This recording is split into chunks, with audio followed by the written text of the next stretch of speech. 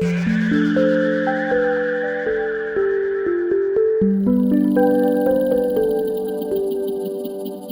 देखो कहाँ से स्टार्ट किया था हमने यहाँ पर बातें कहाँ से स्टार्ट करी थी भाई? हमने स्टार्ट करी थी बातें किचन से। कहाँ से बात स्टार्ट करी थी हमने? किचन से। किचन में हमने बातें करी हमारे बेस की, एसिड की एंड सॉल्ट्स की, कि हमारे किचन में या हमारे सराउंडिंग्स में जो एसिड, बेसिस एंड सॉल्ट्स हैं उनके बारे में हमें इंफॉर्मेशन कैसे मिलेगी, राइट? तो उसमें हमने बात करी थी इंडिकेटर्स की, कि कैसे आप क्या कर सकते हो, स्मेल करके या देख के या टेस्ट करके आपको समझ में आएगा कि एसिड, बेसिस एंड सॉल्ट क्या है, ठीक है? लेकिन वहां से फिर हम कहाँ गए? लैब में। और लैब में हमने अपना डाला लैब कोट और क्या डाले भाई? ग्लासेस और ग्लव्स। और हमें ये बात ध्यान में थी कि भाई यहाँ तो टेस्ट कुछ नहीं कर सकते, तो वहां पे हमने देखा कि कैसे कुछ रिएक्शन से या सिंथेटिक इंडिकेटर्स के बारे में हमने वहां पे पढ़ा कि उनसे हमें पता चलेगा यहाँ पे लैब में कि कौन से एसिड हैं, कौन से बेसिस हैं और कौन से सॉल्ट्स हैं, राइट? फिर यहाँ पे हमने सबसे पहला काम क्या किया? हमने रिएक्टिविटी देखी, है ना? रिएक्टिविटी में हमने कुछ रिएक्शंस पढ़ ली, फटाफट से देखेंगे, है ना? पहली हमारी रिएक्शन थी कौन सी? रिएक्शन ऑफ किसकी करी हमने? Acid and bases with metal, है ना?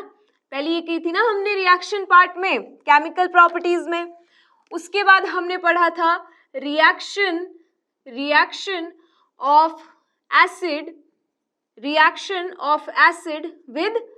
with sodium carbonate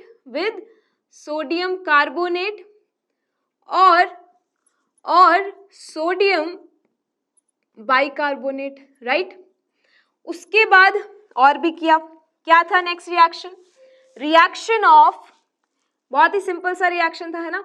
reaction of acid with base, है ना?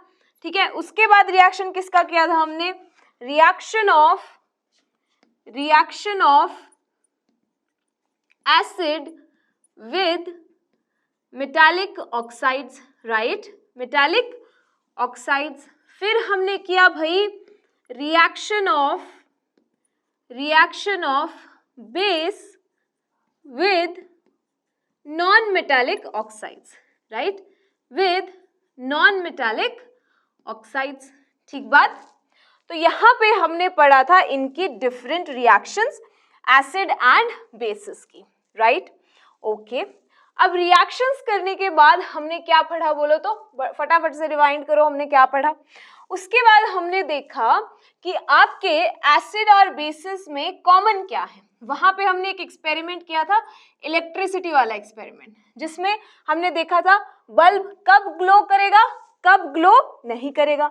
तो हमें तब पता चला कि भाई एसिड के केस में हाइड्रोनियम आयन और बेस के केस में hydroxide ions are playing a very very important role, right?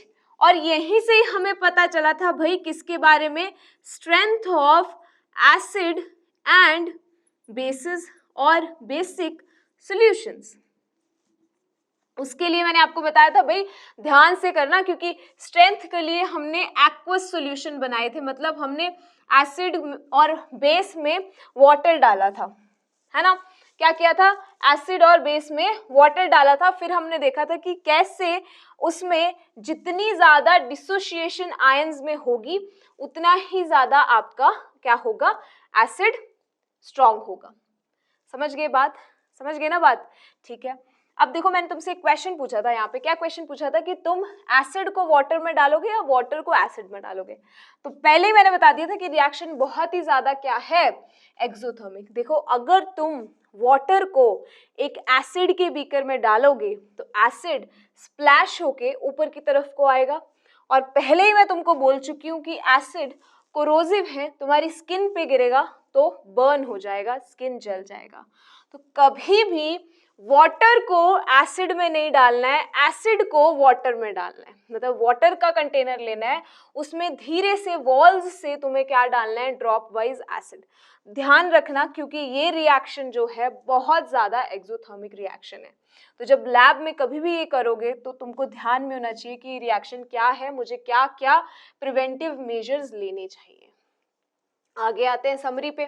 तो यहाँ पे पता चला था भाई स्ट्रेंथ के बारे में, और जब स्ट्रेंथ के बारे में पता चला था तो हमें किसके बारे में पता चला था, एक स्केल के बारे में, पीएच स्केल के बारे में, जो क्या बताती है कि कैसे 1 to 14 आपका पता चल जाता है सब कुछ एसिड और बेसिस के बारे में, है ना। तो वो आपकी क्या हो जाती है, पीएच स्केल। अब अगर बात करूं यहाँ पे जो हमने पीएच स्केल पढ़ी उसका बहुत इंपॉर्टेंट रोल हमने देखा। क्यों? क्योंकि यहाँ पे तुम डॉक्टर बन गए, घर के डॉक्टर बन गए थे ना, क्योंकि तुम्हारे पास हर चीज के सॉल्यूशन थे। किस किस चीज के सॉल्यूशन थे? अगर घर में किसी को इनडाइजेशन हो जाए तो तुम्हारे पास सॉल्यूशन था ना।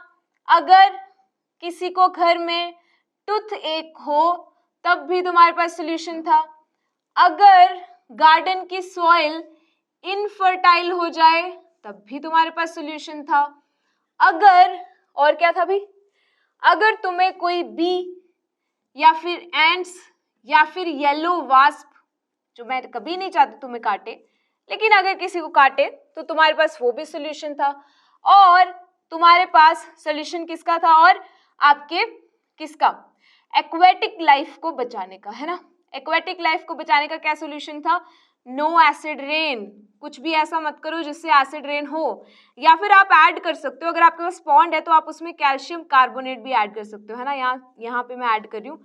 अब अगर आपके पास छोटा सा पॉन्ड है और आपको लग रहा है कि उसका एसिडिक नेचर ज़्यादा है वहाँ पे आपके वाटर का, तो आप उसमें कैल्शियम कार्बोनेट भी यूज़ कर सकते हो उसको न्यूट्रलाइज करने के लिए।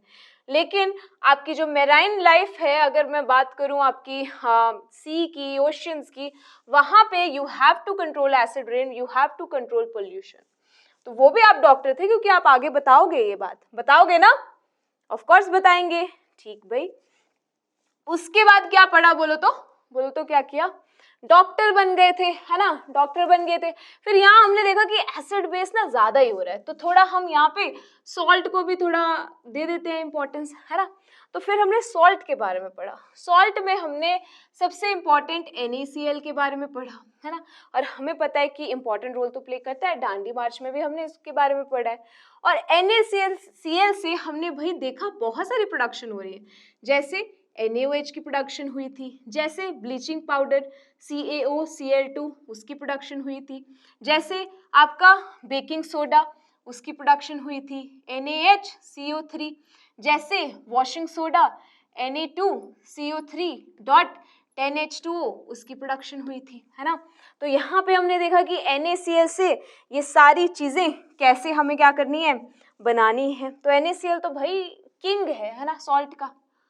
अच्छा, यहाँ पे हमने एक बात कर ली थी किसकी, प्लास्टर ऑफ पेरिस की, क्योंकि यहाँ पे बात चली थी वाटर ऑफ क्रिस्टल, क्या बोलेंगे, वाटर ऑफ क्रिस्टलाइजेशन की। तो number of water of crystallisation is 10 here, but यहाँ पे हमने बात करी थी प्लास्टर ऑफ पेरिस की।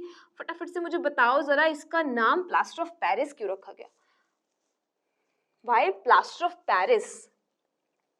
अच्छा देखो, जब ये पता चला ना इसके बारे में, प्लास्टर के बारे में, जिप्सम के बारे में एक्चुअली, तो क्या पता चला कि प्लास्टर ऑफ पेरिस बनेगा जिप्सम से, है ना। ये तो तुम्हें पता है, प्लास्टर ऑफ पेरिस किससे बनेगा, जिप्सम से।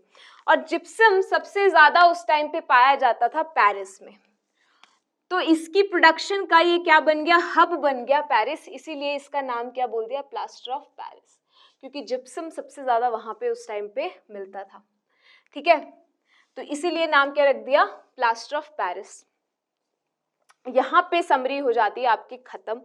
अच्छा देखो, यहाँ पे मैंने कुछ क्वेश्चंस तुम्हें बताए थे, है ना। मैंने बताया था मिल्क में कौन सा एसिड है, तो मिल्क में है भाई लैक्टिक एसिड। ठीक है, कौन सा एसिड है, लैक्टिक एसिड।